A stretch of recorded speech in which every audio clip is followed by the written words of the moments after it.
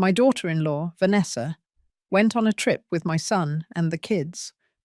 Before she left, she told me in her usual tone, "We won't need you this time, Mum, but make sure the house is clean." Those words hung in the air like old cigarette smoke. It wasn't what she said. It was how she said it, with that twisted little smile she used every time she wanted to remind me of my place in my own house. I was in the kitchen, drying a plate that wasn't even mine. Vanessa was loading her designer suitcase, the one that cost more than $12,000, money that came out of my savings, though she'd never mention that. And my son, Robert, was looking at his phone like it was nothing, as if he hadn't just heard his wife treat me like I was the housekeeper.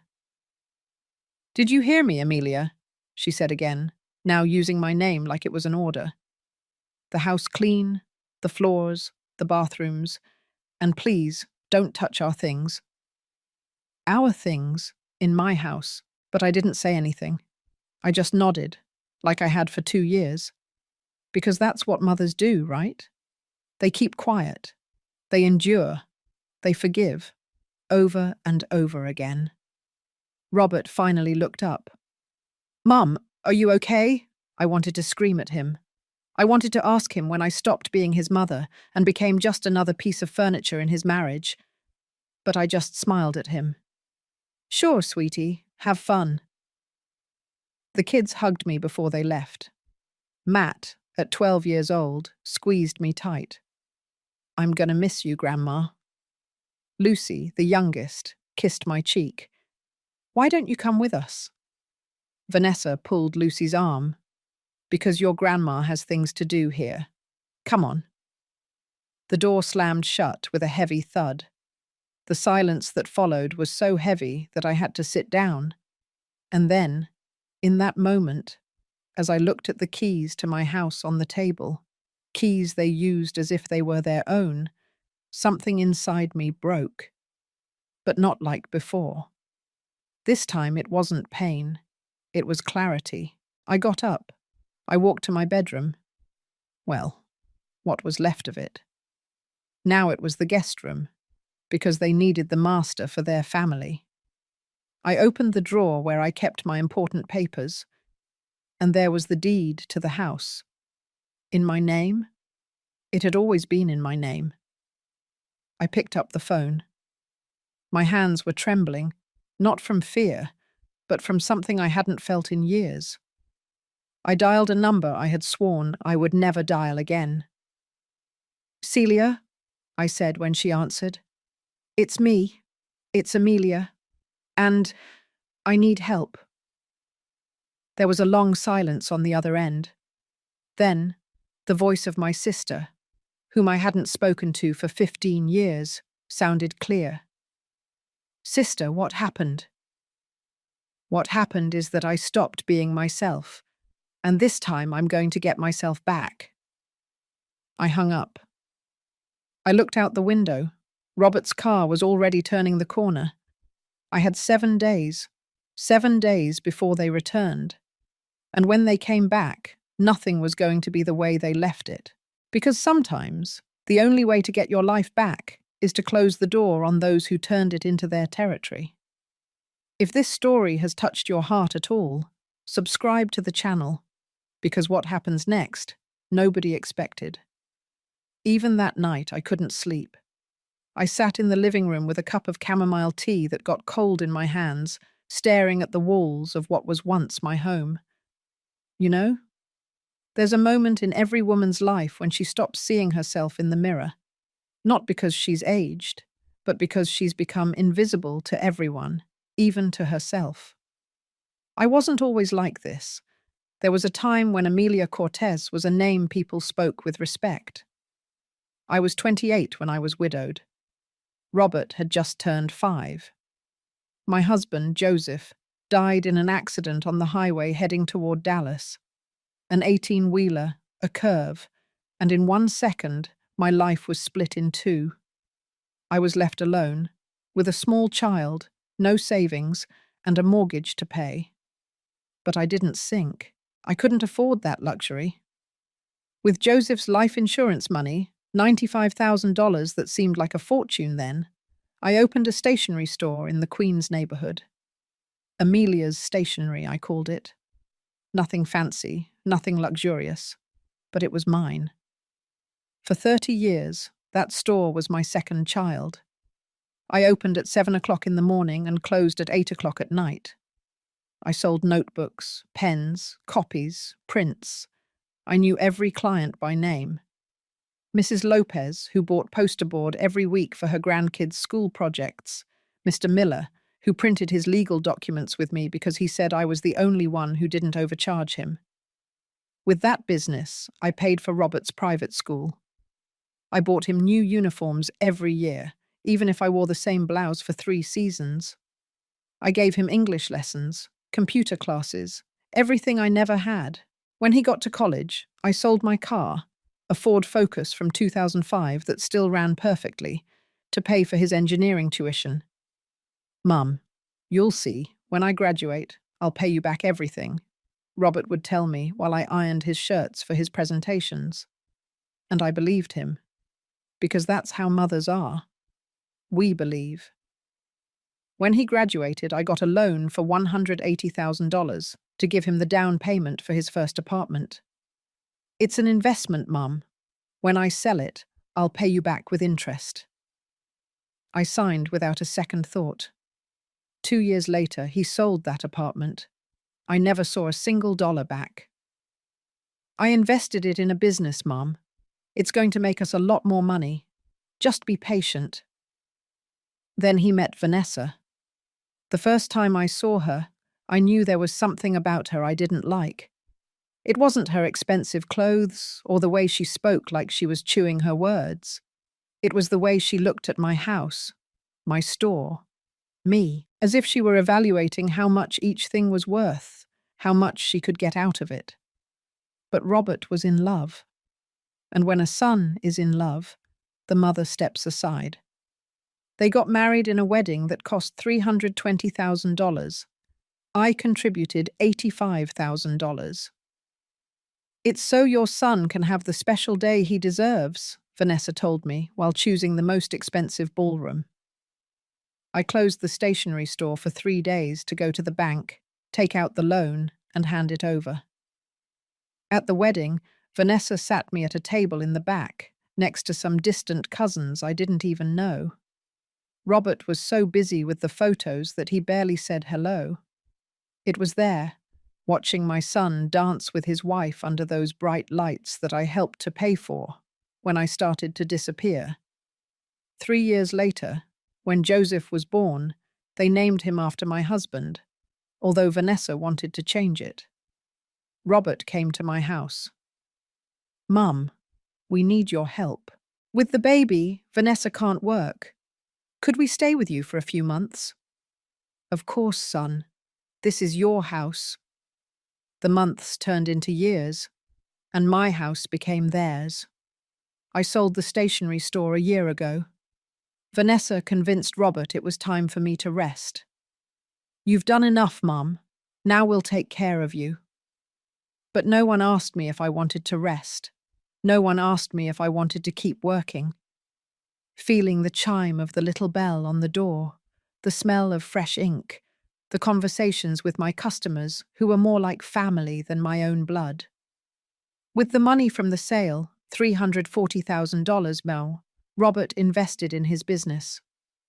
Vanessa bought new furniture for my living room, and I was left with $143,000 in an account I barely touched, because every time they needed something, there I was.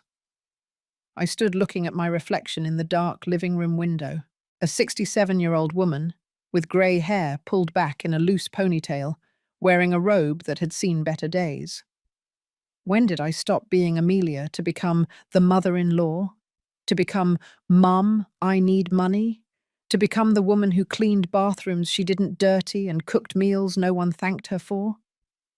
But that night, sitting in the darkness of my own house, something changed. I remembered the woman who opened a stationery store with a child in her arms and fear in her chest, but who did it anyway. The woman who never gave up, not even when the bank denied her the first loan, or when the customers were slow to arrive, or when the nights were so long they seemed endless. That woman was still there, buried, quiet, forgotten, but alive, and it was time for her to come back. Because you can take everything from a woman, her house, her money, her time, but there is something you can never steal: the moment she decides that enough is enough. The next morning, I woke up with a clarity I hadn't felt in years. The sun was coming through the window of my room, the guest room, I corrected myself bitterly, and for the first time in a long time, I didn't get up thinking about what I had to do for them. I got up thinking about me. I made coffee, not the instant kind that Vanessa preferred, but the ground bean coffee that I kept at the back of the pantry, the one I bought secretly because it uses too much electricity to grind it, Mum. The aroma filled the kitchen and I closed my eyes. It smelled like freedom. I grabbed an old notebook, one of those left over from the store, and started walking through the house, my house. But this time I didn't see it through the eyes of a mother or a resigned woman. I saw it through the eyes of an owner, a woman who had been unknowingly dispossessed. I started with the living room. The modern grey couch that Vanessa had bought with business money occupied the centre. My wooden rocking chair, the one Joseph had given me for our 5th anniversary, was crammed in the hallway, covered with boxes of the kids' toys. I sat in it. It creaked as if it recognized me, as if it were asking, "Where have you been?" I wrote in the notebook, "Rocking chair mine." I continued toward the dining room. The table was new, glass, more modern, according to Vanessa. My pine table, the one where Robert had done his homework for 12 years, where we celebrated his birthdays with chocolate cake and coloured candles, was in the junk room. I went to see it. It was dusty, one leg was wobbly. I ran my hand over the surface and found something carved into the wood. R plus M equals love. Robert and Mum. He had carved it with a nail when he was 8. I scolded him, but secretly I liked it. Now that table was trash to them. Pine table, mine. I went up to the master bedroom, my bedroom, the one I shared with Joseph for 15 years. Now it was Robert and Vanessa's. The king-size bed they bought, with $32,000 they borrowed and never paid back, took up all the space. The walls were painted grey, not the sky blue I had chosen because it reminded me of happier days. I opened the closet. My clothes were compressed into one corner. The rest was Vanessa's: dresses, shoes, bags. I counted 22 pairs of shoes. 22. I had 3. In the top drawer, where I used to keep my important documents, I found something that chilled me to the bone: a folder. Inside were papers, printouts of emails. I read the first one.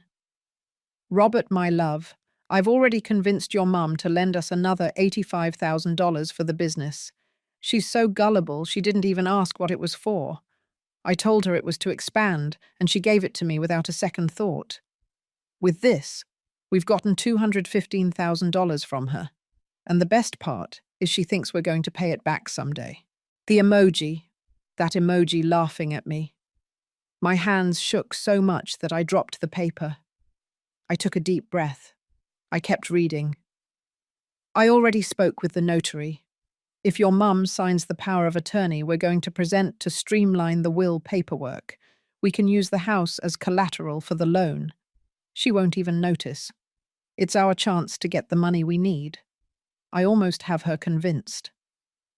I sat on the floor, right there on the floor of my own bedroom, reading how my daughter-in-law and my son planned to steal the only thing I had left. I didn't cry. I had no tears left for them. I took the entire folder, put it in my bag, and went down to the yard, my yard, the one I had taken care of for 20 years, where I planted roses, jasmine, and bougainvillea. Now it was a play area with a plastic slide and a punctured inflatable pool. The flower pots were tossed next to the trash can, the roses dry. I picked up a pot. The dirt was still there. I squeezed a handful of dirt between my fingers and felt it. It still had life. Yard. Mine. I went back to the kitchen. I opened the cabinets. The porcelain plates my mother had given me, the only thing I had left of her, were pushed to the back, replaced by modern IKEA dishware. I took out one of my mother's plates. It had a crack. I remembered when it fell during an argument months ago, when Vanessa yelled at me, "Why do you cook with so much salt, Mum? This is inedible." That day, that plate broke, and I hadn't said anything. Now I held them in my hands as if they were gold. Mum's plates, mine.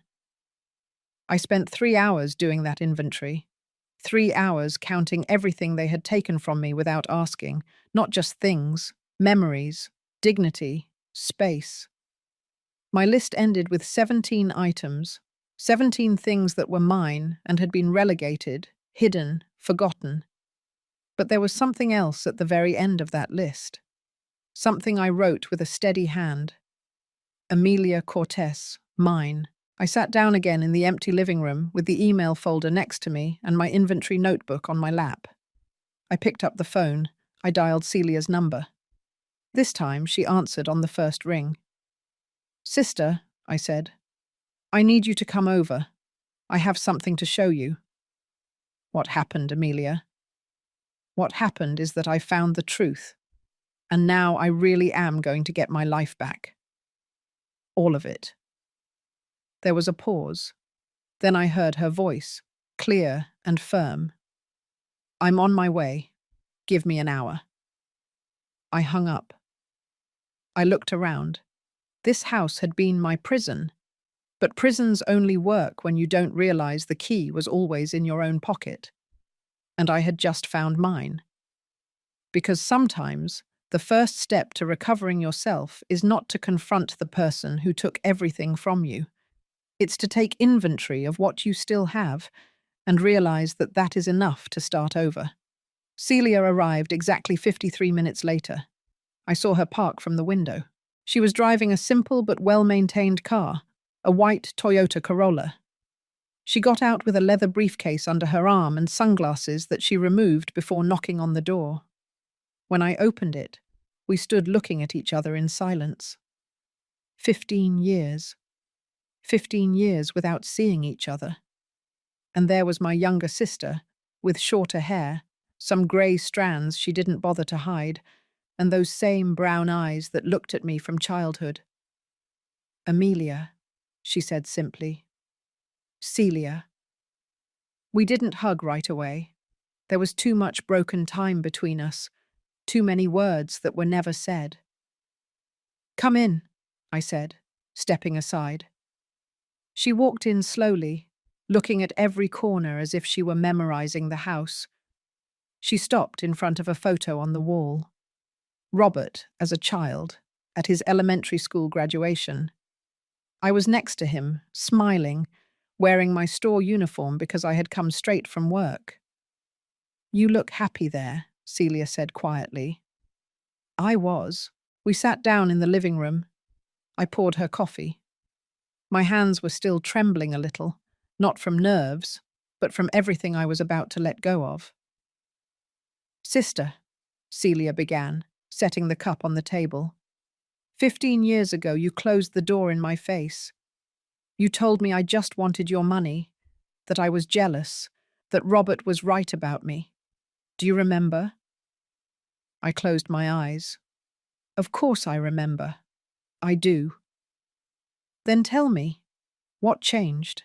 Why are you calling me now?" I handed her the folder, the one I had found in my bedroom. Celia opened it and started reading. I watched her jaw tighten with every page. When she finished, she closed the folder with a sharp thwack. "Sons of—" She stopped. She took a deep breath. "Amelia, this is attempted fraud. Did you sign that power of attorney they mention?" No, they hadn't presented it to me yet, but I was going to. Vanessa told me it was to make things easier for me when I could no longer manage my affairs, that it was normal, that all families did it. Celia closed her eyes and shook her head. Amelia, if you had signed that, they could have sold this house without you even knowing, put mortgages on it, emptied your accounts. All legal, because you would have given them the power to do it. The silence that followed was heavy as a stone. There's something else you need to know, Celia said after a moment. Her voice sounded tired, as if she were carrying something she had kept inside for a long time. 15 years ago, when you stopped speaking to me, it wasn't because I wanted your money.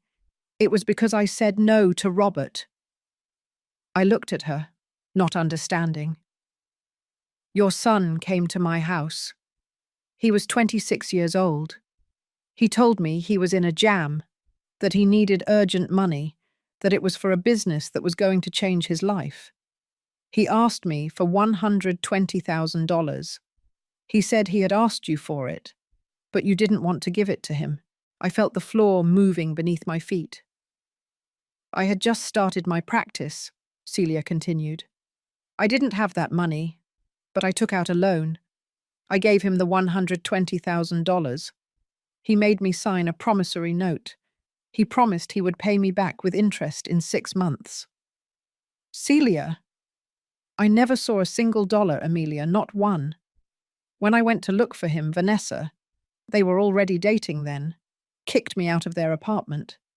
She told me I was self-interested, that I was making things up to get money out of them. And Robert didn't say anything. He just looked at me from behind her and let her insult me. Tears started rolling down my cheeks. Why didn't you tell me? I tried. Don't you remember? I came to your house, to the store. I told you, Amelia, we need to talk about Robert. And you screamed at me. You told me I was jealous of your son, that I had always been the envious one in the family, that I couldn't stand to see you happy. Robert had filled your head with lies. He told you I was making up fake debts to blackmail him. I covered my face with my hands. My God, Celia, I didn't know. I know. That's why I'm here. She leaned forward and took my hands in hers. Sister, for 15 years I was angry at you, but I also missed you every day. And when you called me yesterday, I knew you had finally opened your eyes. Forgive me, I whispered. Please, forgive me. I forgave you a long time ago. What I didn't forgive was not fighting harder to make you see the truth. But now we can fix this. How? Celia, he's my son. I know, and I don't want you to lose your son, but I also can't stand by and watch them destroy you. She opened her briefcase and took out a tablet. I'm a lawyer specializing in family and estate law, and what I'm about to tell you isn't easy, but you need to hear it. This house is in your name, right? Yes, Joseph and I bought it 35 years ago. When he died, it was completely in my name. Does Robert pay rent? Do they have a loan agreement? Anything legal authorizing them to live here? No, I just told them they could stay. Celia nodded. Then legally you have every right to ask them to leave. It's your property. And with these emails you found, we have evidence of attempted financial fraud. If necessary, we could even file a complaint. I don't want to put my son in jail, Celia. I know, and it doesn't have to come to that. But Amelia, she looked at me intently. Do you want to keep living like this? Being the servant in your own house? Waiting for the day they ask you to sign a paper that leaves you on the street? I didn't answer because the answer was already clear. You have 7 days before they return, Celia continued. 7 days to reclaim your house, your life, your dignity. But you need to decide now. Are you going to continue to be the mother who sacrifices in silence? Or are you going to be the woman who defends herself? I looked at my sister, the sister I had lost by believing lies, the sister who, despite everything, was here offering me her hand. I want to be Amelia again, I said, my voice firm. I want to be me. Celia smiled. For the first time in 15 years, I saw that smile I remembered from our childhood. Then let's get started. We spent the rest of the afternoon planning. Celia took notes, made calls, reviewed documents. Every now and then she would explain something legal to me, and I would nod, still not entirely believing this was happening. When the sun began to set, Celia closed her briefcase. Tomorrow we start. I'm going to bring a locksmith, a notary, and all the papers we need. But Amelia, there's something you need to understand. When you do this, there's no turning back. Robert is going to react badly. Vanessa, worse. It's going to hurt. It already hurts, I replied. It's hurt for years. But this pain, this is different. This pain has a purpose. Celia hugged me, and this time I hugged her back. Hard, like sisters. When she left, I was alone in the house. But for the first time in a long time, that solitude didn't feel like abandonment. It felt like preparation. Because there are people who come into your life to rescue you. And sometimes, those people are the same ones you let go of years ago. All you need is the courage to call them back. Tuesday dawned differently. Not because the sun shone brighter or the birds sang differently. It dawned differently because I was different. Celia arrived at 8 o'clock in the morning with 2 coffees and a box of Danish pastries. Behind her came a man about 50 years old in blue overalls and a toolbox. "This is Tony," Celia introduced, "the best locksmith in town, and more importantly, he's discreet." Tony greeted me with a firm handshake. "Mrs. Cortez, with your permission, we're going to change all the locks. The main lock, the back one, the windows, everything. When I'm done, you'll be the only person with keys to this house." I stared at the door. The same door Robert and Vanessa had walked out of 3 days ago. The same one they closed without looking back. "Do it," I said. While Tony worked, Celia spread papers on the dining room table. "First things first," she said, placing the house deed in front of me. "This property has been in your name since 1990, 35 years. There's no other name on the title. Not Robert's, not Vanessa's, not anyone's. It is yours, completely." "But they live here," I said, still with that voice of doubt that had accompanied me for so long. "They live here because you allowed it. That's called verbal comodatum. But since there's no contract, they have no rights of possession. Legally, they are guests, and guests leave when the owner decides." She slid another document across. "This is an amicable eviction notice. It's not a lawsuit. It won't go to court. It's just a paper where you, as the owner, inform them that you need them to vacate the property within a 30-day period." 30 days? It's the legal minimum, so it doesn't seem arbitrary. "But Amelia," she looked at me seriously, "you don't have to give it to them if you don't want to. This is just in case you need legal backing. My recommendation is that when they return, you talk to them. You explain that this is your house and you need your space back. If they react badly, then we use this." I nodded, though my stomach churned at the thought of that conversation. "Now, the second thing." Celia pulled out the folder of emails I had found. "This is evidence of conspiracy to commit financial fraud. With these messages, we could file a criminal complaint. But that would mean Robert would have a record. He could even go to jail." "No," I said immediately. "I don't want that. I know, but you need to keep this stored somewhere safe. Because if they react violently, if they try to do something against you, this is your protection. Do you understand? I understand. Tony finished with the main door. All set, Mrs. Cortez. Try it. He gave me 3 new keys. I held them in my hand. They were heavy, real. I closed the door and opened it again. The sound of the lock was different, firmer, as if the house itself were saying, "Now you're protected." "Now we need to talk about money," Celia said when we sat down again. "How much do you have saved?" $143,000 in the bank. Does Robert have access to that account? I froze. No, I don't know. Years ago I gave him an additional card for emergencies. Celia was already dialing her phone. "We're going to the bank now." In less than an hour, we were at the branch. The executive, a young woman named Frances, reviewed my account. "Mrs. Cortez, I see there is an additional card in the name of Robert Cortez Amelia. He has the same access as you." I felt the air leave my lungs. "Can I cancel it?" "Of course, it's your account. I can do it right now." "Do it, please." Frances typed something on her computer. "Done. The card has been cancelled. I also recommend that you change your PIN and activate SMS alerts for any movement."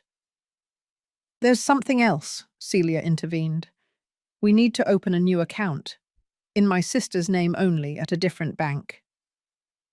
2 hours later, my $143,000 were in a new account at a different bank with a card that only I knew about.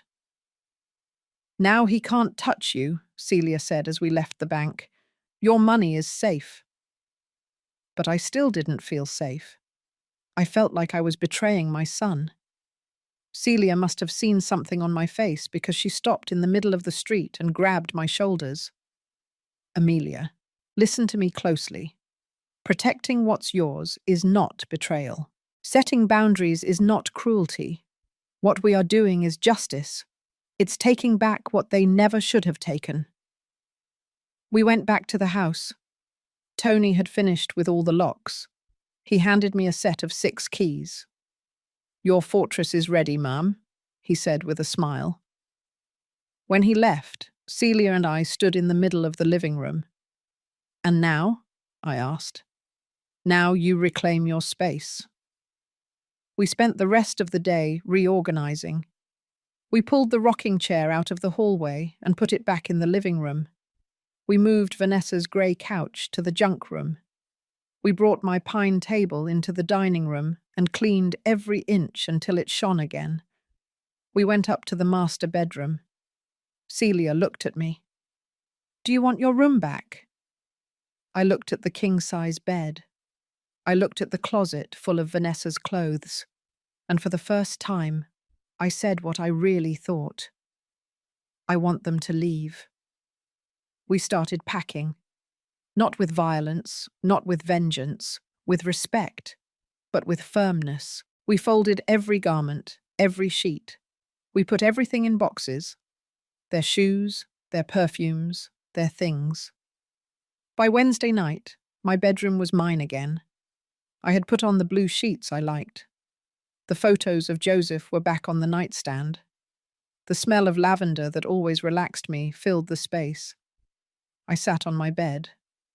My bed. And I cried. But not from sadness, from relief.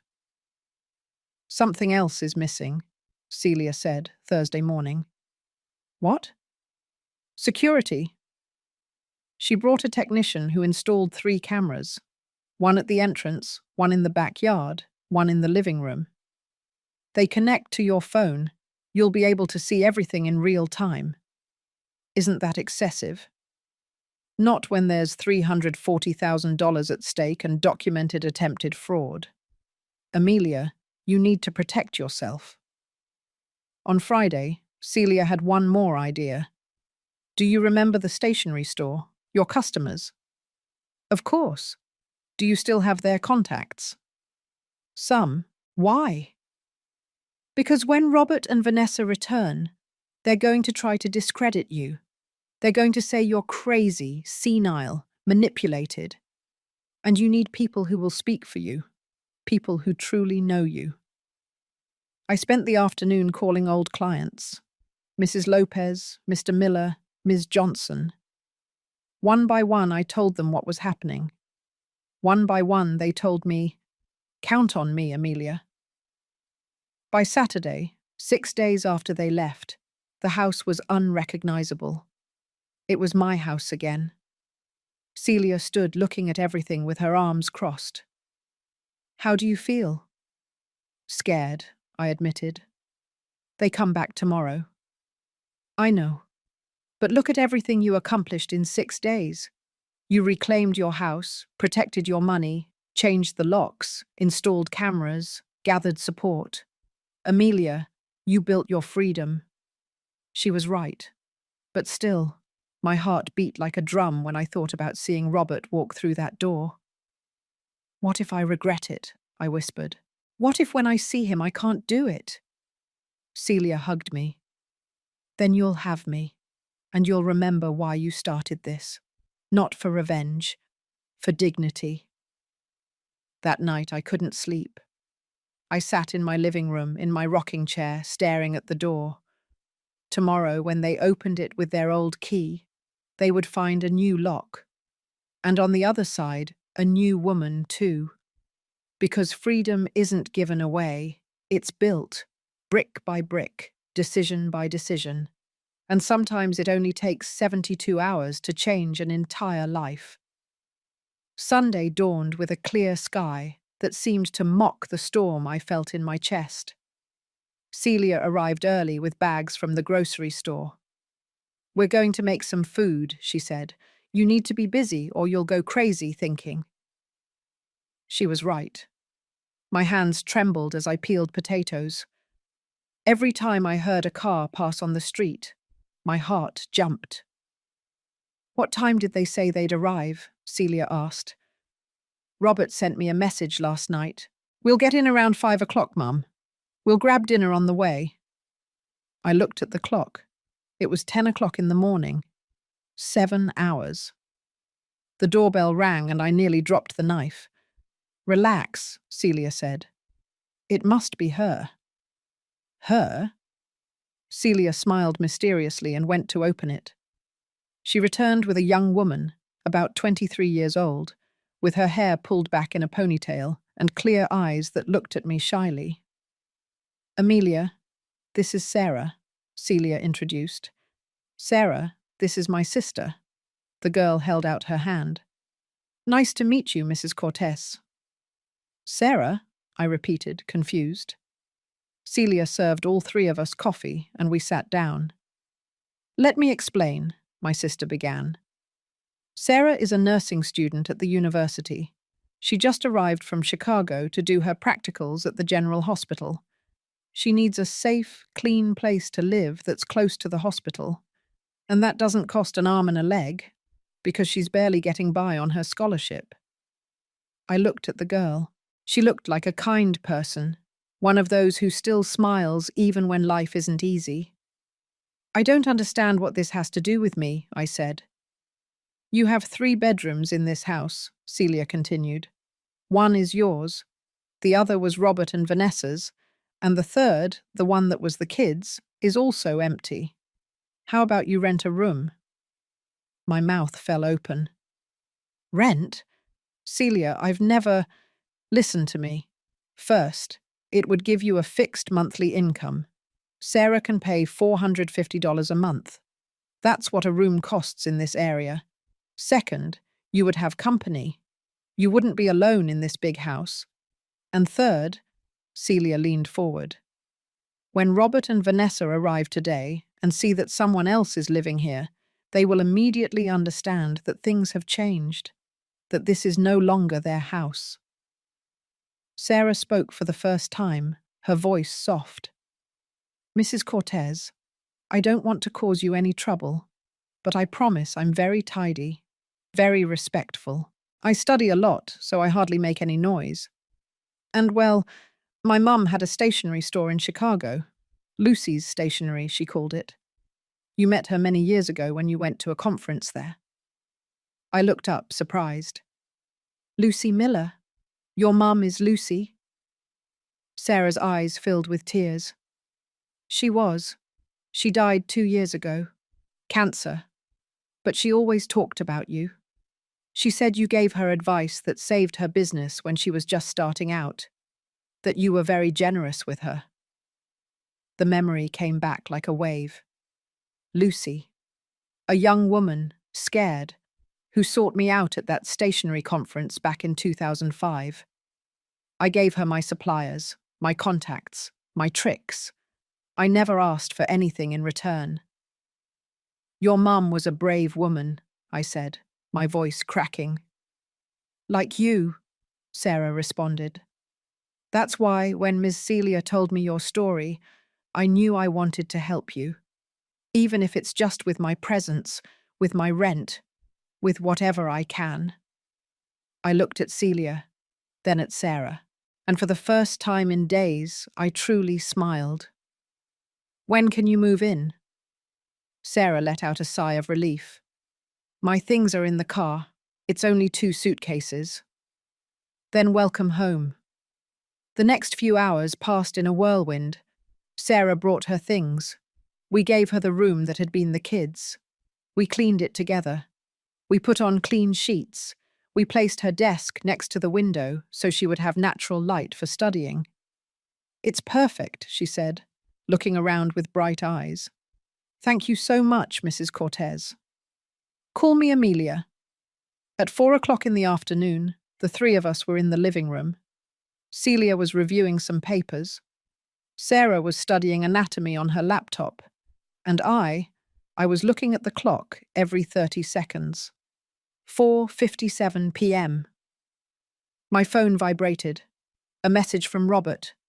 We're almost there, about 15 minutes. They're coming, I said, my voice shaky. Celia closed her laptop. Ready? No, no one is ready for this. But you're going to do it anyway. Sarah looked at us both. Do you want me to go to my room? No, I replied firmly. I want you to be here. I want them to see that I am no longer alone. 5 o'clock, 2 p.m. I heard the car engine. My stomach twisted. I heard the doors close, the excited voices of the children, the approaching footsteps, and then the unmistakable sound of a key trying to enter a lock that no longer belonged to it. Silence. Again, the attempt. Vanessa's irritated voice. What the hell? Robert, your key isn't working. Let me try mine. Nothing. The doorbell rang, loud, persistent. Celia touched my hand. Breathe. You are the owner of this house. Remember that. I stood up. I walked towards the door. Every step felt like walking toward a cliff. I opened it. There they were. Robert in his beach polo shirt and sunglasses. Vanessa in a white dress with her hair up, still wearing the hotel wristband from the resort. The kids carrying their SpongeBob and Frozen backpacks. But they weren't looking at me. They were looking behind me. Robert narrowed his eyes. Mum, who... I stepped aside. Celia was sitting in my rocking chair with a cup of coffee in her hand and a polite smile. Sarah was on the couch with her laptop and her nursing textbooks spread out. Hi, Robert, Celia said calmly. It's been a while. Robert went pale. Vanessa, on the other hand, turned red. What is she doing here? Vanessa spat, pointing at Celia as if she were a cockroach. Amelia, what is going on? The kids ran toward me. Grandma! Matt hugged me tight. Lucy clung to my neck. Hello, my loves, I said, kissing them. I missed you so much. Why don't the keys work? Robert asked, still frozen at the entrance. Because I changed the locks, I replied in a voice I didn't recognize as my own. Firm, clear, unapologetic. The silence that followed was so thick it could have been cut with a knife. Vanessa was the first to react. "What do you mean you changed the locks? This is our house." "No," I said. And that word, that simple one-syllable word, came out with a force I didn't know I possessed. "This is my house." Robert finally reacted. He walked in without asking permission, looking around as if he didn't recognize the place. And it was true. The grey couch was gone. Their things were no longer everywhere. The house smelled of lavender and coffee, not his expensive cologne and Vanessa's sickly sweet perfume. "Mum, what did you do? Where are our things?" His voice sounded somewhere between confused and furious. "Packed in boxes in the bedroom you were using."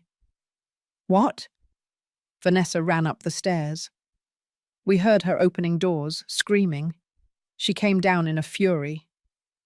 "Who do you think you are? Those are my things, my clothes, my shoes. And they are intact, packed with respect, ready for you to take them." "Take them? Mum, we live here. What are you talking about?" Robert was looking at me as if I had gone crazy. Celia stood up, walked toward us with a folder in her hand. "Robert, it's me who should explain to you," my sister said in a professional voice. "This house is deeded in your mother's name, solely in her name. You have been living here by verbal comodatum, without a contract, without paying rent, without contributing to expenses. Legally, you are guests, and your mother has decided she needs to reclaim her space." "You," Robert pointed a trembling finger at Celia, "you manipulated her. You've always wanted to separate us." "No one manipulated anyone," I intervened. "Robert, open your eyes. For 2 years you treated me like I was your employee, as if this house was yours, as if I didn't matter." "We gave you a roof over your head. We took care of you," Vanessa shouted. The bitter laugh that escaped my throat surprised even me. "You gave me a roof over my head? Vanessa, this is my roof, and the only thing you've done is take everything from me under it." Sarah stood up, nervously gathering her things. "Excuse me, I think it's better if I—" "No," I said. "Sarah, stay. They need to know I am no longer alone." Robert looked at her. "And who are you?" "I'm Sarah. I rent a room here." Vanessa let out a hysterical laugh. "Rent? My mother-in-law became a landlady now?" "Your mother-in-law reclaimed her house," Celia corrected, "and she has every right to do what she wants with it." "This is not going to stand," Robert threatened. "Mum, you're going to regret this." I walked up to my son. I looked him in the eyes. Those eyes I had known since he was born, that I had watched grow, shine, dream. "Robert, I found the emails." He froze. "The messages between you and Vanessa, where you laugh at me, where you plan to use my house as collateral for your debts, where you call me gullible." His face fell apart. "Mum, You have until 6 o'clock tomorrow evening to take your things. If you need more time, we can talk, but you will no longer live here. Not like this." Vanessa opened her mouth to shout something else, but Robert pulled her arm. "Let's go." "What do you mean, let's go? We have nowhere to go." "We'll find something. Let's go." The children looked at me with tears. "Grandma, you don't love us anymore." I knelt in front of them. "I love you with all my heart. None of this is because of you, and I'm going to keep seeing you. I promise you." Matt hugged me tight. Lucy sobbed. Vanessa pulled them out of my arms. "Let's go, kids. Your grandmother is sick in the head." I watched them leave, get into the car, and drive away. And when the door closed, when the car disappeared around the corner, when the silence returned, I collapsed. Celia held me as I cried. Sarah brought a glass of water. They both stayed with me as my body shook with sobs I had held in for years. "You did it," Celia whispered. "Amelia, you did it." And although every inch of my body ached, even though I felt like my heart had broken into 1,000 pieces, I also felt something else. Something I hadn't felt in a long time. I felt free. Because closing a door hurts. But sometimes it's the only way to open a window. That night I didn't sleep. I sat in my rocking chair, staring at the ceiling, listening to every sound in the house as if it were the first time I was inhabiting it. Celia had stayed with me. She slept on the sofa, even though I offered her the guest room. "You need to know you're not alone," she told me. At 2 o'clock in the morning, my phone vibrated. A message from Robert. "Mum, how could you do this to us? We're in a hotel with the kids, paying $180 a night that we don't have. All because of your selfishness." My hands trembled. I wanted to reply. I wanted to apologize. I wanted to tell him to come back. But then I remembered the emails, the laugh, the word gullible written with that mocking emoji. I deleted the message without answering. 3 minutes later, another message.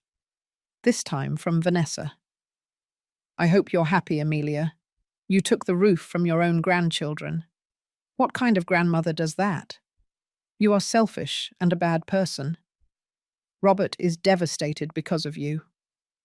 I closed my eyes. I took a deep breath. I didn't respond, but the messages kept coming, one after another, like waves of poison. "Everyone in the family is going to know who you really are. You're going to end up alone, completely alone, and you deserve it. The kids are crying, asking why their grandma doesn't love them." That last message broke me. I covered my mouth to keep from shouting and waking Celia, but she was already awake. She sat down next to me and took the phone out of my hands. "Enough," she said firmly. "This is emotional manipulation, and you are not going to fall for their game. But the children, Celia, the children will be fine. They have parents who need to solve this. You already did what you had to do." I blocked the messages that night. For the first time in my life, I set digital boundaries. Monday dawned grey. It was drizzling. Celia had to go to her office, but Sarah stayed with me during breakfast. "How do you feel?" she asked me while we shared a Danish. "Like something has been ripped out of me," I admitted, "but also lighter. My mum used to say that sometimes you have to cut out the rot so the healthy can grow." I smiled sadly. Your mum was very wise. At 11 o'clock in the morning, the doorbell rang. This time it wasn't Robert, it was my cousin Brenda. She arrived with an exaggerated look of concern and cheap perfume. "Amelia, what is going on?" She walked in without waiting for an invitation. "Robert called me crying. He says you kicked him out, that you've gone crazy, that Celia is manipulating you." There it was. The smear campaign had begun. "Robert told you his side," I replied calmly. "Do you want to hear mine?" Brenda crossed her arms. "Let's hear it." I showed her the emails. I explained the years of humiliations, the borrowed money never returned, the plan to use my house as collateral. By the time I finished, Brenda was pale. I didn't know any of this." "No one knew, because I kept quiet, but not anymore." She left without saying much more, but I saw doubt in her eyes. Good sign. She wasn't the last visit. On Tuesday, my friend George arrived. On Wednesday, 2 worried neighbours, all with the same story. Robert calling them, crying, saying I was senile, manipulated, out of my mind. To each one, I showed the deed. The emails. I explained with a quiet but firm voice. Some believed me. Others left with a look of doubt. But I had planted the seed of truth. On Thursday, Robert showed up. At 6 o'clock in the evening, just as we had agreed. He arrived in a moving truck. I opened the door. He looked terrible, swollen eyes, unshaven beard, wrinkled clothes. "Mom," he said, his voice cracking. "Robert, are you really going to do this?" "It's already done." He walked in with two moving guys. They started bringing down boxes. I stayed in the living room, watching them take out the furniture they had bought with my money, the clothes, the children's toys. Vanessa arrived an hour later. She didn't even look at me. She went straight upstairs to the bedroom and started violently pulling out her things. I heard drawers slamming, things falling. Celia arrived just in time. She stood next to me, silent, but her presence was a shield. When Vanessa came down carrying a box, she finally spoke to me. "You are a snake," she spat. "An old, bitter snake who can't stand to see her son happy." I took a deep breath. I wasn't going to take the bait. "If that makes you feel better, you can think that." "It's not what I think. It's what you are." She moved closer. "And when you're alone, lying in this house, with no one to care for you, you'll regret it. Because we were your family, and you lost us because of your pride." "No," I said, my voice firm. "I lost you because you never saw me as family, only as a resource." Vanessa wanted to reply, but Robert pulled her arm. "Enough, Vanessa. Let's go." As the guys loaded the last box, Robert approached me. "Mum, I know I made mistakes." His voice cracked. "But you're my mother. Is there really no way to fix this?" For a moment, I saw the boy he was, the son I raised, the one whose tears I wiped away when he was scared at night. But he wasn't that boy anymore. He was a man who had used me, lied to me, and planned to strip me of everything. "There is a way," I said. "It's called consequences, and it's time for you to face them." His eyes hardened. "Then this is goodbye." "No, it's see you later. When you're ready to talk for real, without Vanessa feeding you lies, without manipulation games, I'll be here." Robert shook his head. "You're a stranger." "No, Robert. You turned your mother into a stranger. I just stopped letting it happen." He left, without looking back. The truck drove away. Celia closed the door. The silence that remained was different from before. It wasn't loneliness. It was peace. But the storm wasn't over. On Friday, my phone exploded. Messages from relatives who never called. Now all of them full of opinions. "Amelia, how could you kick out your son? Family comes first. This is unforgivable. Robert says you're sick. Do you need medical help?" Some even suggested I had senile dementia, that Celia had brainwashed me to get my house. It was exhausting, hurtful, but also revealing. All those people who were now judging me. Where were they when I was working 12 hours a day at the store? When I was widowed at 28? When Robert was taking money from me over and over again? None of them were there. But now they all had opinions. "Block them," Celia told me. "All of them. You don't owe them explanations." "But they're family." "Family is not who shares your blood, Amelia. It's who respects your dignity." She was right. That night, I blocked 17 numbers, and for the first time in weeks, my phone went silent. On Saturday, a week after Robert's return, Sarah came into the kitchen with her laptop. "Mrs. Amelia, you need to see this." She showed me Facebook. Vanessa had made a public post. "There are people in this world who forget what family means, who prefer money and selfishness over their own grandchildren. We are going through a very difficult time thanks to a person who decided to put herself first. But God sees everything, and life has a way of paying up." She attached a picture of the children, looking sad. It had 127 comments, most of them in support of her. Some asking what had happened, others cursing the bad grandmother. I felt the air leave my lungs. "Don't read the comments," Sarah warned me. But it was too late. How sad there are grandmothers like that. Poor little angels. May God protect them from heartless people. Old age is unforgiving. Sometimes older people lose their sanity. I closed the laptop. My hands were shaking. Am I going to lose everyone for doing the right thing?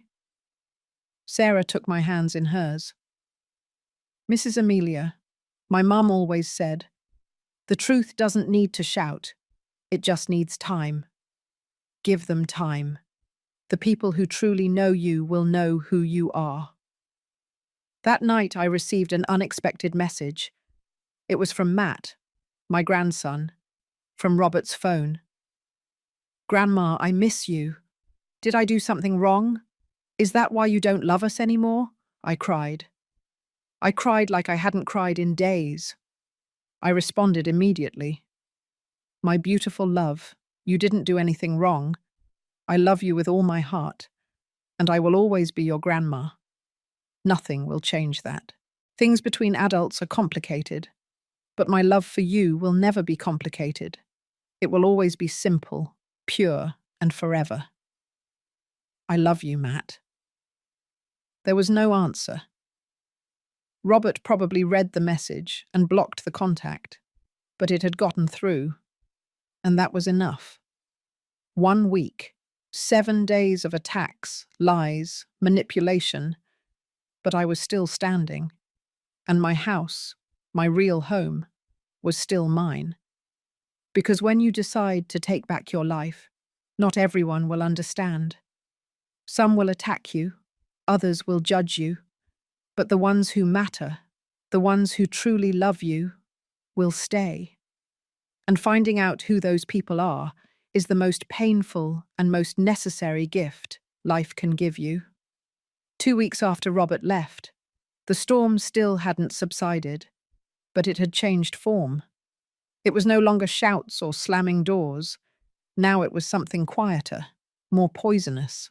It was the silence of those who stopped calling, the neighbors' averted glances when I went to the store, the WhatsApp messages left on read by cousins who used to share jokes with me. On Wednesday, I went to the market. Mrs. Rodriguez, the vegetable lady who had known me for 20 years, barely greeted me. "Good morning, Mrs. Rodriguez." "Morning," she replied dryly, without looking me in the eye. I bought tomatoes, onions, bell peppers. When I went to pay, I heard her low voice talking to the woman next to her. That's the one who kicked out her son and grandchildren. They say she went crazy. I felt like I'd been doused with cold water. I paid in silence and left. When I got home, tears were already rolling down my cheeks. Sarah was studying in the living room. When she saw me, she closed her book. "What happened?" I told her. She shook her head. "People talk without knowing." "But they're talking. What if they're right, Sarah? What if I'm the one who's wrong?" "Did you take back what was yours?" "Yes." "Did you set fair boundaries?" "Yes." "Did you hurt someone for no reason?" "No." "Then you're not wrong. You're being defamed." "What's the difference?" But the words, though true, didn't take away the pain. On Thursday, I received a call from my friend Ellen's home number. I hadn't seen her since Christmas, but we had been friends for 30 years. "Hello?" "Amelia, it's me." Her voice sounded distant, cold. "Ellen, it's good to hear from you. I'm not calling to catch up. I'm calling because Robert came to my house yesterday, crying, telling me everything you did to him." My stomach twisted. "Ellen, if you'll let me explain. I don't need you to explain anything.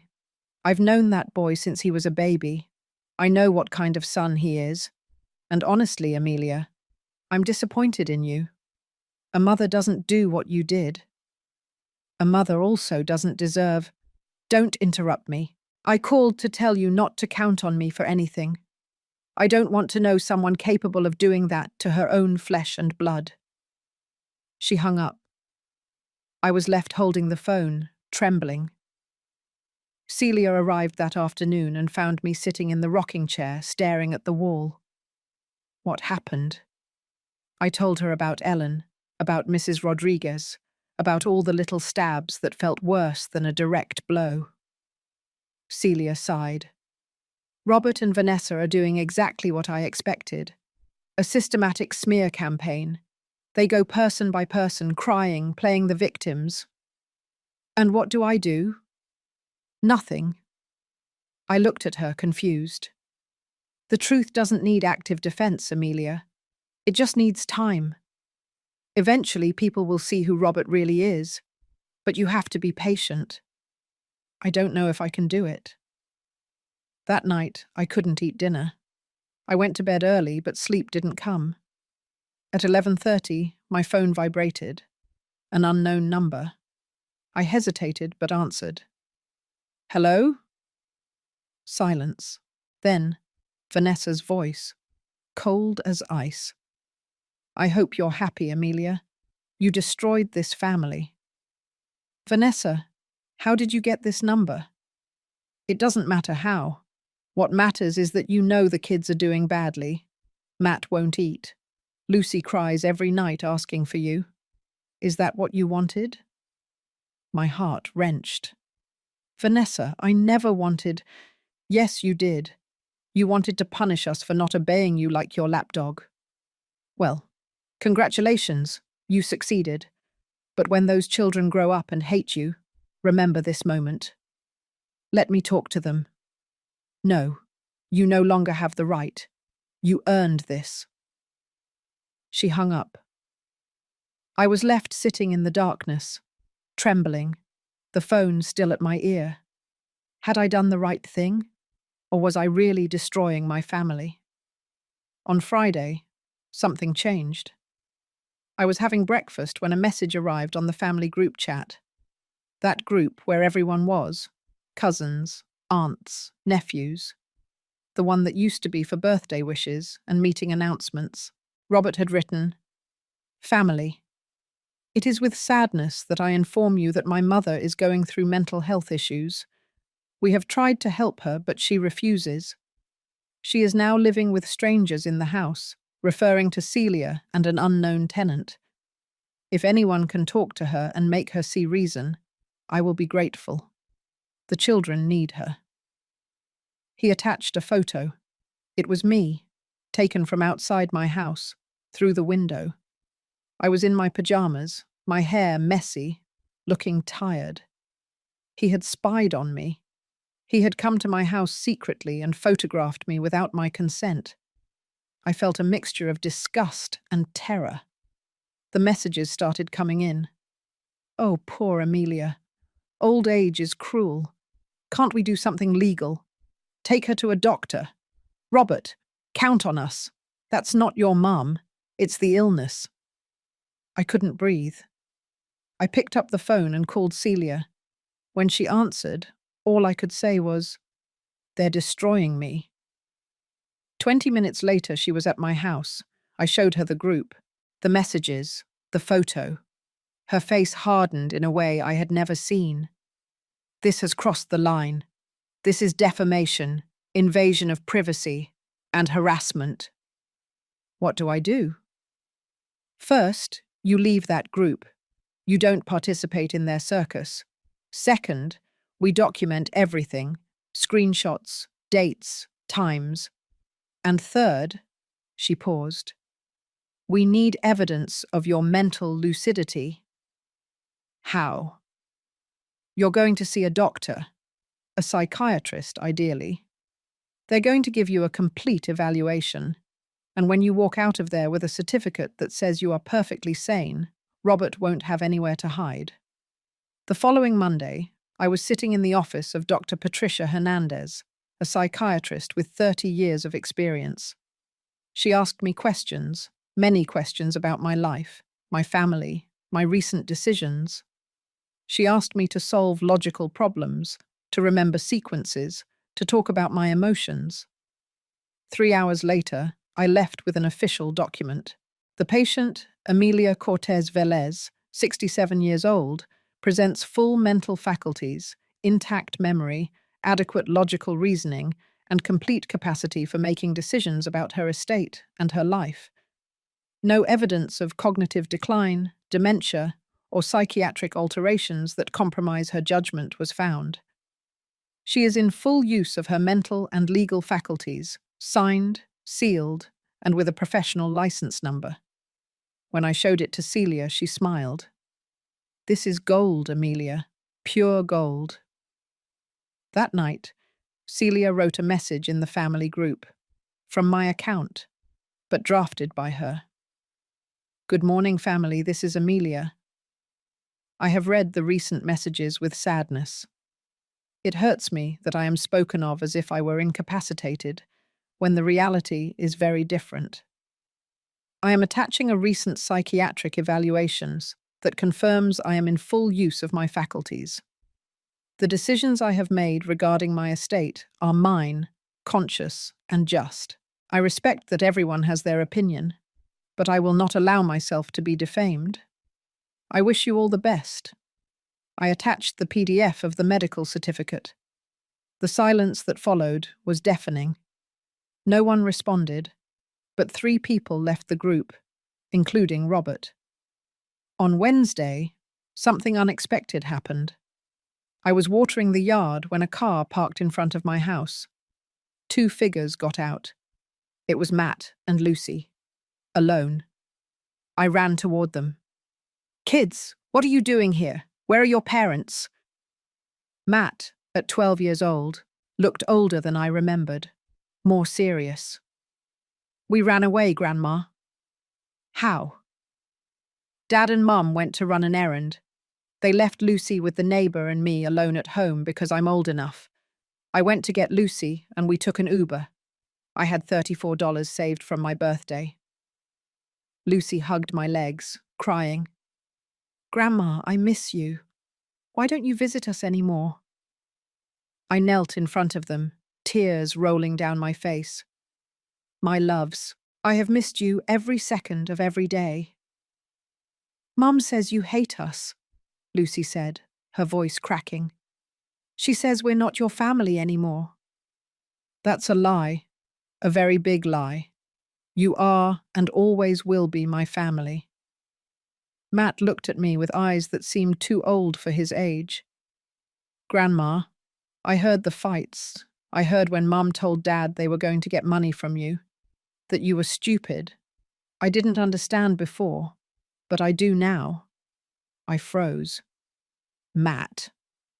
And I also heard when Mum told Dad that if you kept refusing to give them money, they were going to tell everyone you were crazy, that it was the only way to get you committed so they could keep the house." The world stopped. "Are you sure of what you heard?" "Yes. It was about a week ago. I was in my room, but the door was open." Celia appeared at that moment. She had been in the kitchen and heard everything. "Matt," she said, her voice soft but firm. "Could you repeat that you just said? But this time recorded, so your grandma is protected." The boy nodded.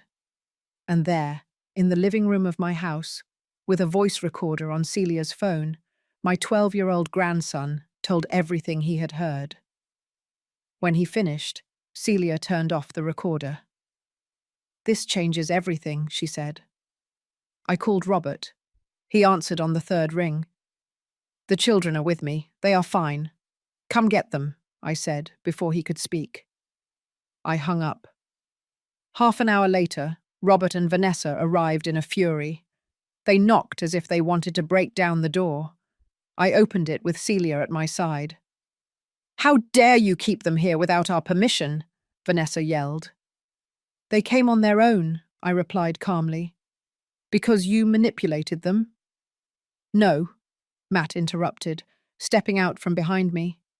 "Because we wanted to see our grandma. Because you lied to us." Robert turned pale. "Matt, Shut up. You don't know what you're talking about. Yes, I do. I know everything. The boy stood firm in front of his father, and with a bravery that broke my heart, he said, I know you wanted to take Grandma's house, that you said she was crazy when she isn't. And that's wrong, Dad. Very wrong. The silence that followed was so heavy it hurt. Vanessa grabbed the children by the arm. Let's go. Now.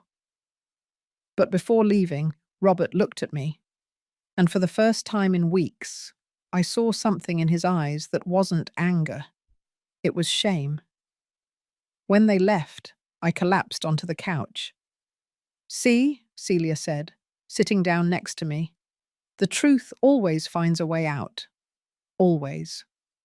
And she was right, because what Robert and Vanessa didn't know was that the truth no longer just lived in my heart. Now it had a voice, it had witnesses, it had proof, and that truth, sooner or later, was going to take its toll.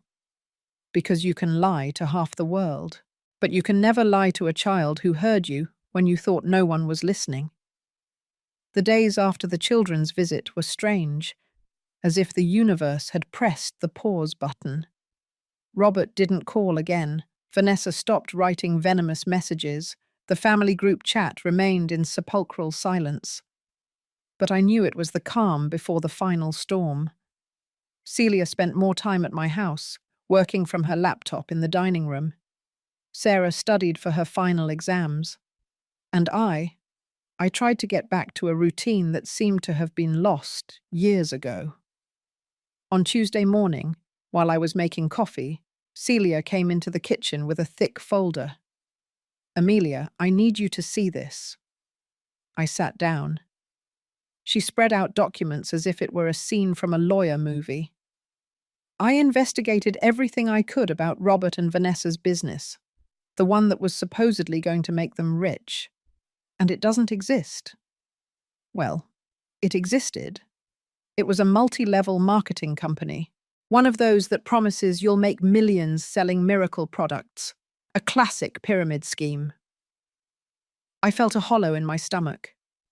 They put in a total of $48,000, yours, from the loan they never paid back, from credit cards, everything.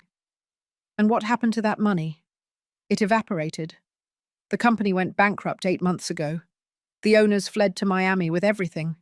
Robert and Vanessa lost every dollar. I covered my mouth with my hands. But there's more, Celia continued. I investigated their debts. They owe $34,000 on 3 different credit cards. They have negative credit ratings. They can't even get a loan for $500. That's why they wanted my house, I whispered. Exactly, it was their only way out. To put it up as collateral for a large loan, take the money, and who knows if they would have ever given it back to you. I looked at the papers, red numbers, collection stamps, legal notices. How did you get all this? I have contacts. And also, she hesitated for a moment. Robert tried to use your house as collateral 3 months ago, without your signature. He falsified a power of attorney. The world stopped. What? The notary detected it. He asked for you to appear in person. Robert made up that you were sick, that you couldn't move. The notary refused to proceed without seeing you. That's why they later tried to convince you to sign to streamline the paperwork. I was going to sign, I said, my voice hollow. If I hadn't found those emails, I would have signed. I know. That's why we're here now. Celia closed the folder. Amelia, with this, we can do 2 things. 1, file a criminal complaint for attempted fraud. Robert would definitely go to jail. 2, use this as protection. If they try anything against you, legally or publicly, we show everything. And they sink themselves. I don't want him to go to jail. I know, but you need to be prepared for what's coming. What's coming? Celia sighed. Desperation. When people have no way out, They do terrible things. I didn't understand her words until Thursday. That day, Sarah came running from the university. She was pale. "Mrs. Amelia, you need to see this." She showed me her phone. On Facebook, in a neighborhood group, someone had posted a long text. It was Vanessa. "Dear neighbors and friends, my family is going through a terrible time. My mother-in-law, whom we loved and cared for years, has accused us of horrible things that aren't true. She kicked us out of her house, which was also our home, leaving my children homeless. All because of a manipulative sister who convinced her that we are bad. We have lost everything: our home, our dignity, the relationship with my children's grandmother. And now we don't even have money to pay for the apartment we're in. If anyone can help us with anything, food, clothes for the children, work, we would be eternally grateful. God bless you." She attached photos of the children. In old clothes, in a small, dark apartment, with sad faces. The post had 89 comments and 134 shares. How horrible. Older people sometimes lose empathy. "I can donate clothes. Message me. Poor kids, they don't deserve this. Does anyone have that woman's contact? We need to talk to her." I felt like I was drowning. "They're running a public pity campaign," Celia said when I showed her. "And worse, they're indirectly asking for money. This is emotional manipulation at its finest." What do I do? Do I respond? Do I clarify? No, because if you respond, they see you as desperate. If you clarify, they see you as cruel. It's a trap. Then nothing. No, something better. Celia smiled. The truth, but not from your mouth, from other voices. I didn't understand until she started making calls. First, she called Mrs. Lopez, my old client from the store. She explained everything to her. Mrs. Lopez, without me knowing, wrote a comment on Vanessa's post. "I have known Amelia Cortez for 25 years. She is the most hard-working, honest, and generous woman I have ever met. If she made that decision, it was because she had very valid reasons. Don't be fooled by just one side of the story." Then Mr. Miller. "Amelia saved my business when no one else would help me. She is a woman of her word and heart. Don't believe everything you read." Ms. Johnson, who had bought school supplies at my store for 15 years. "I know this family and I know Amelia. There is much more to this story than they are telling. Be careful before judging." One after another, my old clients, people I didn't even know remembered me, started defending me. Not with attacks, not with aggression, just with testimonies of who I really was. By that night, Vanessa's post had a completely different tone. The new comments were cautious, some even questioning her version. Sounds like there are two sides to this story. If so many people speak well of the woman, something doesn't add up here. Why don't they show proof of what they're saying? Vanessa deleted the post that very night. On Saturday, 3 weeks after everything started, I received an unexpected call. "Mrs. Cortez, this is Francis from the bank." "Yes, what is it?"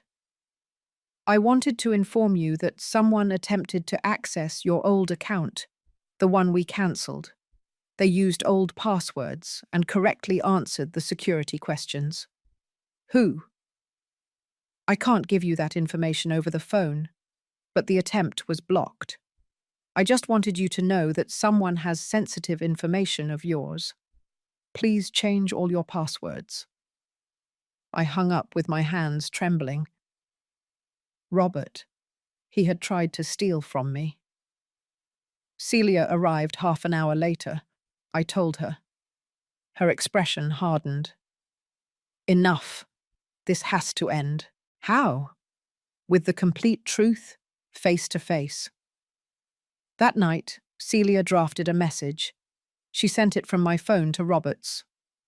"Robert, we need to talk.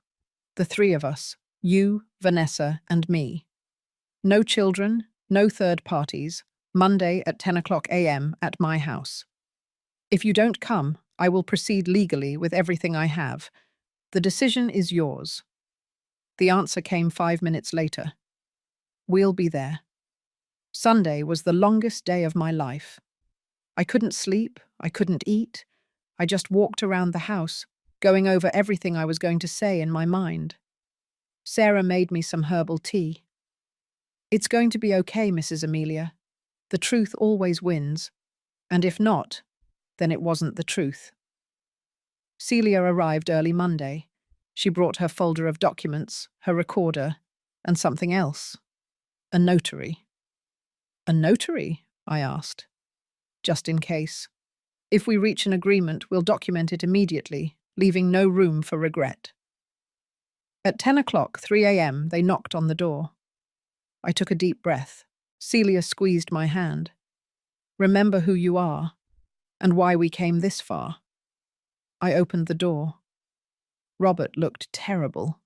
He had lost weight, had deep dark circles under his eyes, and his clothes were wrinkled. Vanessa, on the other hand, arrived dressed up, made up, with a hard expression. They walked in without greeting us. We sat down in the living room. The notary stayed in the dining room, discreet but present. No one spoke for the first 30 seconds. Finally, Robert broke the silence. Mum, is this why you wanted us to come? To humiliate us with your lawyer and your notary? No, I replied firmly. To end the lies. Celia placed the folder on the table.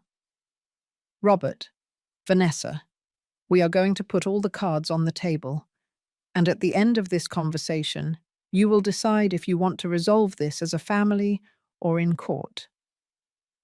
And so, with the morning sun streaming through the windows, we began to unearth every lie, every deception, every secret that had poisoned this family.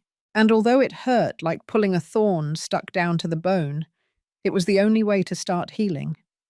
Because the truth is not cruel. The lie is. The truth only hurts when you've been avoiding it for too long. Celia opened the folder slowly, as if she were disarming a bomb. Let's start at the beginning, she said in a professional but not cruel voice. Robert, 15 years ago, you borrowed $120,000 from your aunt.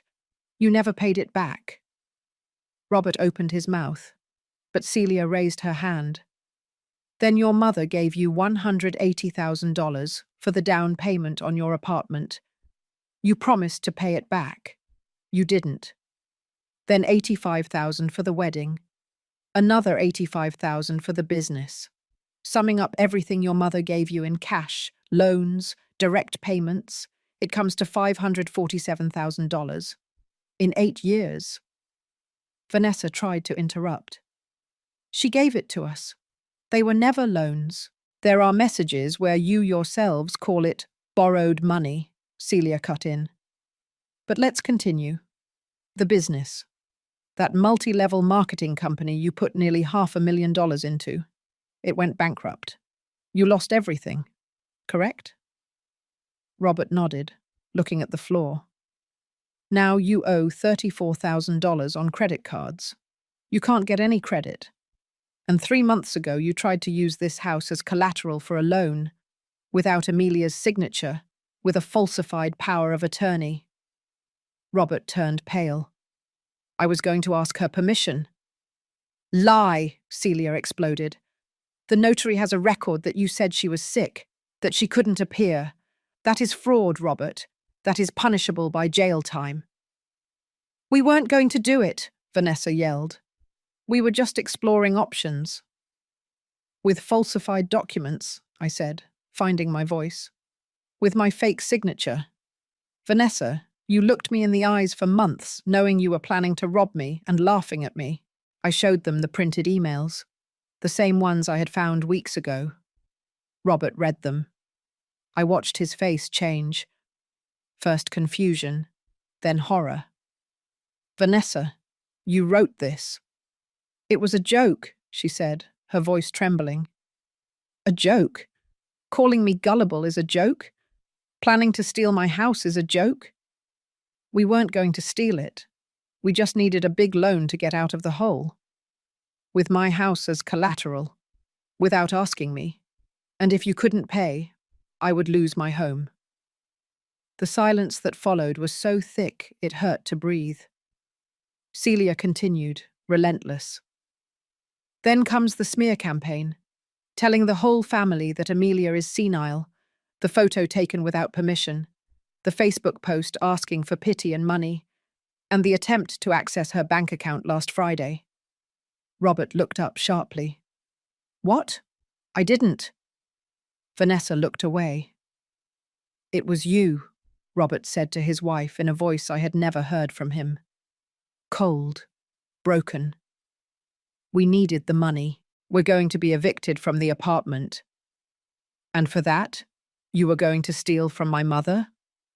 Your mother has money and we have nothing, because we lost everything in your stupidity. Robert stood up, trembling.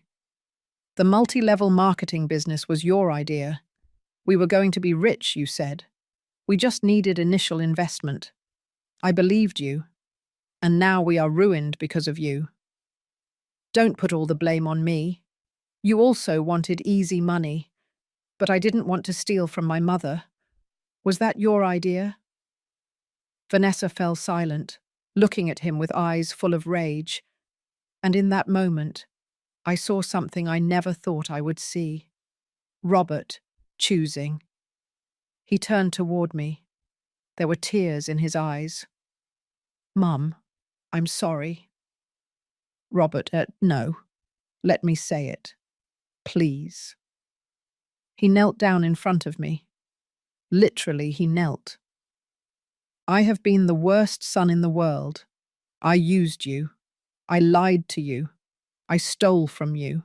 I let her treat you like trash, and all because it was easier than facing my own failures. The tears rolled down his face. I'm ashamed of myself, of what I did to you, of what I allowed. And if you never forgive me, I understand. But I need you to know that I love you, and that I finally understand everything you sacrificed for me, and I wasted it.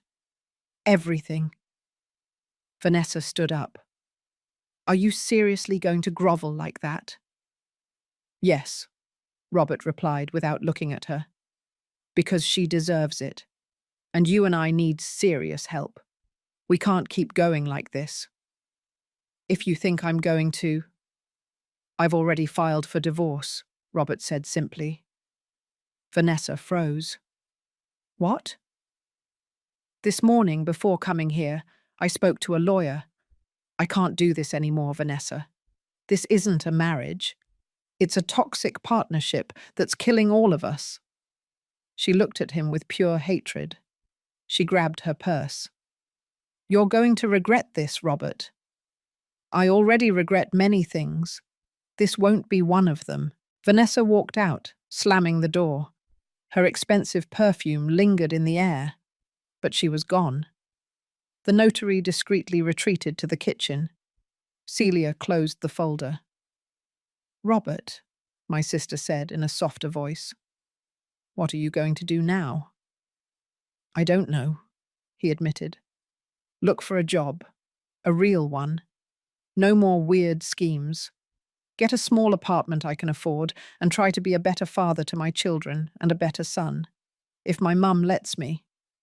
He looked at me, waiting, not demanding. Did you really file for divorce? I asked. Yes. I've known for 2 weeks that I should, but I was afraid. Not today. I got up. I walked toward him. He tensed up, as if expecting a blow. I hugged him. He crumbled in my arms, crying as he hadn't since he was a child. Forgive me, Mum. Forgive me. Forgive me. I forgive you, son, I whispered in his ear. But forgiving doesn't mean forgetting, or going back to the way things were. If you want to be my son again, you're going to have to build it with actions, day by day. Do you understand? Yes. And I'm going to set boundaries, firm ones. I'm not going to give you any more money. You won't live here. I'm going to love you, but I'm also going to take care of myself. I understand. You deserve it. We stayed like that, hugging, while Celia watched from afar with a sad smile. The following months were strange, different. Robert found a job as a manager at a hardware store. It wasn't glamorous, but it paid $1,400 a month. He rented a one-bedroom apartment. Small, but decent. The children started visiting me every 2 weeks. Celia drafted a custody agreement. Legal, of course, with set schedules. The first time they came after everything, Lucy hugged me and didn't let go for 10 minutes. I missed you so much, Grandma. Matt was more cautious, more hurt by everything he had witnessed. Grandma? Yes, my dear. Are you going to really forgive Dad? I knelt in front of him. I already forgave him. But forgiveness doesn't mean everything goes back to before. It means I stopped carrying the anger. Do you understand? I think so. With time, Matt started opening up again. Lucy never stopped being affectionate. Vanessa disappeared from the picture. The divorce was complicated, but eventually it was resolved. She kept her car. Robert was left with the debts. The children had shared custody. With Sarah in the house, life took on a new rhythm. She cooked when I was tired. I helped her study, as if she were my own granddaughter. Mrs. Amelia? Yes? Thank you for letting me stay here. Not just for the room, but for making me feel like family. You are family now too, Sarah. One day, Sarah came up with an idea. How about we convert part of the garage into a workshop? A workshop? We could give classes to women in the neighborhood, charge a small fee. I'll help you with the organization. The idea excited me in a way I hadn't expected. 3 months later, Amelia's workshop opened its doors. We started with 5 students. By the second month, there were 12 of us. It generated $1,200 a month. It wasn't much, but it wasn't about the money. It was about the laughter, the stories, the company. It was about feeling useful, alive. Me again. 6 months after everything, one Saturday afternoon, there was a knock at the door. It was Robert, alone. He didn't bring suitcases. He didn't bring demands. He brought a lavender plant in a pot. I know you like the smell, he said simply. And I wanted to, I don't know, bring you something that will grow, as a symbol. Come in, I smiled. We sat in the living room, me in my rocking chair, him on the sofa. How's work going? Good. I was promoted to supervisor. That's $250 more a month. And I finished paying off one of the credit cards. I'm glad, son. I started individual therapy. It's hard, but necessary. That's very brave. I learned from you. We fell silent, but it wasn't awkward. It was peaceful. Mum, can I ask you something? Of course. How did you know it was time to say enough is enough? How did you find that strength? I thought about it for a moment. I didn't find it. It was always there.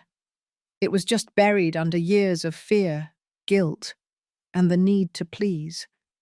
But when I finally dug it up, I realized I had never been weak. I had just been asleep. Robert nodded, tears in his eyes.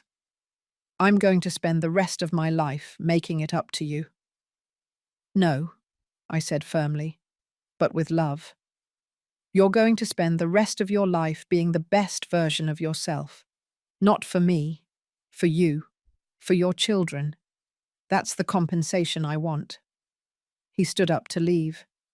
At the door he turned. "I love you, Mum.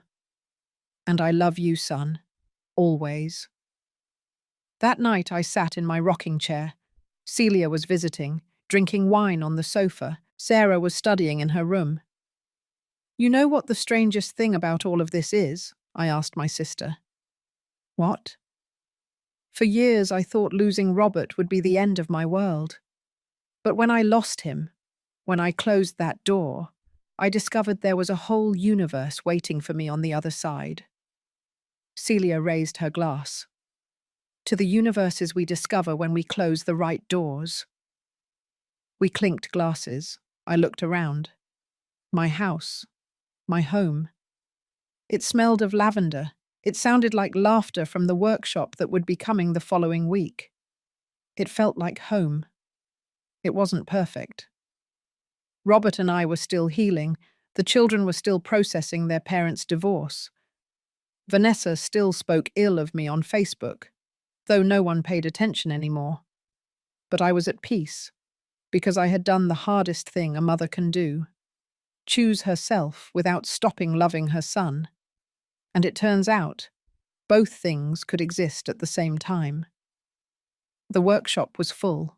15 women of all ages, embroidering, laughing, sharing coffee and Danish. Robert arrived with the kids. Now they came every weekend. "Grandma, look what I made at the workshop," Lucy said, showing me a drawing of a house with flowers. "It's beautiful, my love. It's your house, with your yard, because it's the prettiest house in the world." Matt sat next to me. He was 13 now and in the middle of adolescence. "Grandma, my teacher assigned us a project to interview someone important to us. Can I interview you?" "Me?" "Yes, because I want to write about the bravest person I know." My eyes welled up with tears. It would be an honor. That night, after everyone left, I went out to the yard. The roses I had replanted were blooming. The bougainvillea climbed the wall. The lavender perfumed the air. I sat on the bench Celia had given me. It had a plaque that read, "For Amelia, who reclaimed her garden and her life." I looked at the stars, and for the first time in decades, I didn't think about what I had lost. I thought about everything I had gained. My dignity, my peace, my house, my relationship with Celia, a new friend in Sarah, a healthier relationship with my son, the pure love of my grandchildren. And above all, I gained myself back. I closed my eyes and took a deep breath. The air smelled of wet earth and flowers. And I smiled, because true wealth is not in what you possess, but in what you do not allow them to take from you. And I reclaimed the most valuable thing, my right to live in peace, in my own house, being simply me. Sometimes the happy ending isn't going back to what you had. It's discovering that you deserved something much better. If this story touched your heart at all, leave me a comment, telling us where you're watching from and what resonated with you the most. Give it a like if you think there are stories that need to be told. And subscribe to the channel to keep sharing stories of life, dignity, and second chances. Because we all deserve to know that it's never too late to reclaim our house. And when I say house, I'm not just talking about walls. I'm talking about that inner peace that no one should be able to steal from you. See you in the next story. Take care of yourself. And remember, you deserve to bloom too.